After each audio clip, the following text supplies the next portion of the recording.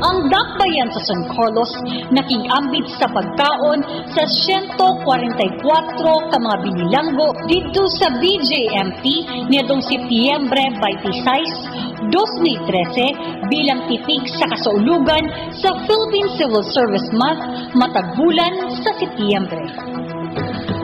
Usa ka gamay nga programa ang giandam sa mga BJMP inmates bilang pag-welcome o pasalamat sa mga bisita sa gipaambit nga panahon sa pagduaw kanila o sa mga packed lunch nga naglakip sa buttered chicken, rice, bangin, ginagmay, salad o tetra juice drinks. Gilingaw sa mga inmates sa mga bisita sa ilang pasundayag ng mga baile o kansa.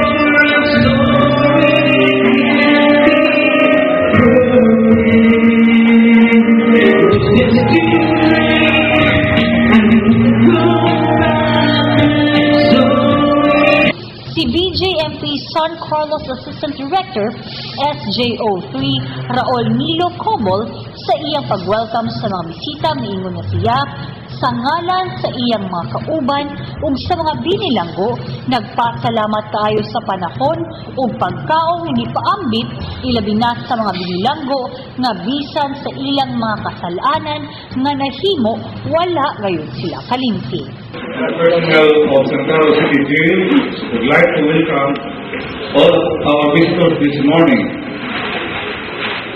para sa pagbisita o sa pagpakita nato na kita ni Airbnb wala na nila sa daig o sa pagpakita o usap na kanunay sinaghatag o mga suporta din ni nato. Tibayan na kita di ay adun na may gamahang nato din isang diya sa sulod sa presuhan. Sa hapig sa tagalokal nga gamhanan, si Administrative Officer Romel Saavedra sa City Legal Office sa iyang mensahe, nagkanayon nga siya nagatuo sa panitihon nga no one is so poor that he has nothing to give and no one is so rich that he has nothing to receive.